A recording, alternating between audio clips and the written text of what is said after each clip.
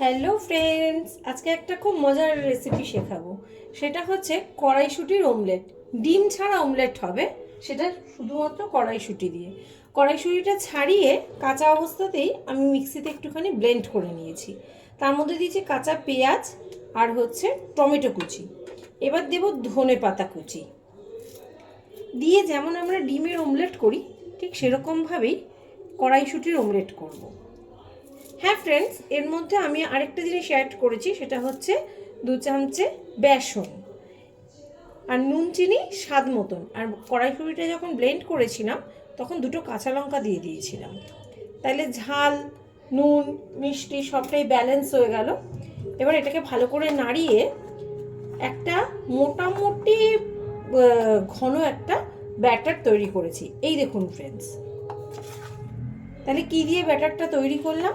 কড়াইশুঁটিটাকে blend করে নিয়েছিলাম মিক্সিতে কাঁচা অবস্থায়, তাতে নুন চিনি আর কাঁচা লঙ্কা দিয়েছিলাম।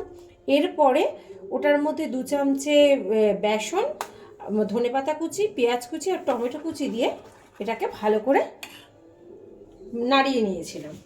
এবার আমরা অমলেটের মতন এটাকে ভাজবো।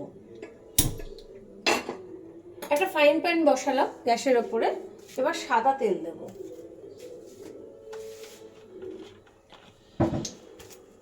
সাদা তেল দিয়ে ফ্রাইং প্যানটাকে একটু গ্রিস করে নেব।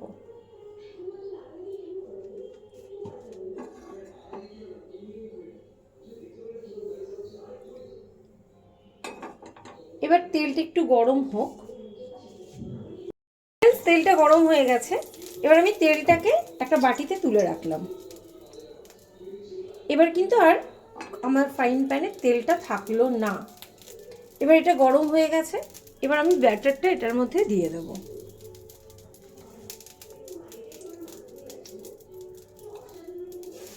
গ্যাসটা কিন্তু আমরা কমিয়ে নিয়েছি। এটা জলখাবারে বা সন্ধেবেলার টিফিনে চা কফির সাথে জাস্ট জমে যাবে। আমরা তো কড়াইশুঁটি নানানভাবেই খেয়ে থাকি সাধারণত। হয়তো আপনারা এই রেসিপিটা এখনও খাওয়া হয়নি বা কারোর কারোর হয়তো খাওয়া হয়ে থাকলেও থাকতে পারে।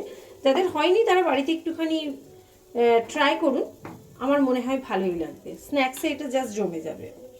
এবার এটা আমি কমিয়ে রেখেছি গ্যাসটা, এদিকটা ভাজা হলে আমি ওদিকটা উল্টে দেবো। ফ্রেন্ডস, একদিকটা হয়ে গেছে, এবার আমরা আস্তে করে উল্টো দিকটা ঘুরিয়ে দিলাম। এবার আবার এই দিকটা ভাজা হবে, তাহলে আমাদের অমলেটটা কিন্তু রেডি হয়ে যাবে। ফ্রেন্ডস দেখুন, আমাদের কিন্তু অমলেটটা তৈরি হয়ে গেছে। আর এখানে একটা তেঁতুলের চাটনি বানিয়েছি, এর আগের ভিডিও তো আছে তেঁতুলের চাটনিটা, তো আমি একবার বলে দিচ্ছি। তেঁতুলের কাঁচটাকে বার করে নিয়ে নুন চিনি একটু লঙ্কার গুঁড়ো আর জিরের গুঁড়ো দিয়ে জাস্ট একটু ফুটিয়ে নিয়েছি। এই সসটা বানিয়েছি যাতে এই অমলেটটার সাথে খাওয়া যায়। তাহলে কি সুন্দর ডিম ছাড়া কড়াইশুঁটি অমলেট হয়ে গেল।